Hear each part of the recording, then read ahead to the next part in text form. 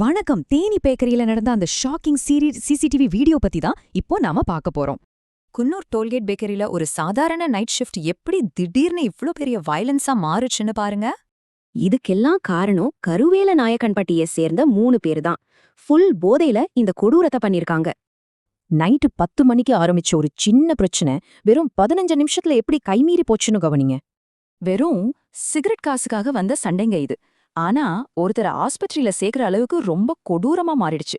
எங்க ஏரியாலேயே எங்ககிட்ட காசு கேக்குறியா அப்படின்ற அந்த லோக்கல் அதிகார திமிர் தான் இந்த பிரச்சனைக்கே மெயின் காரணம். உருட்டுக்கட்ட சேருன்னு கையில கிடைச்சதை எல்லாம் வச்சு கொஞ்சம் கூட இறக்கமே இல்லாம அந்த ஊழியர்களை அடிச்சு துவைச்சிருக்காங்க. பீகாரை சேர்ந்த அரவிந்த் அப்படிங்கிற தொழிலாளி தான் இந்த தாக்குதல்ல மாட்டி இப்போ படுகாயத்தோட ஹாஸ்பிட்டல்ல ட்ரீட்மெண்ட்ல இருக்காரு. நல்ல வேளையா பப்ளிக் உடனே போலீஸ்க்கு சொல்ல சிசிடிவியை வச்சு காணாவிளக்கு போலீஸ் அந்த 3 பேரையும் உடனே அரெஸ்ட் பண்ணிட்டாங்க. சோ நம்ம யோசிக்க வேண்டியது ஒண்ணுதான். ரொம்ப ஊரை நம்பி வர்ற புலம்பெயர் தொழிலாளர்களுக்கு நிஜமாவே இங்க பாதுகாப்பு இருக்கா?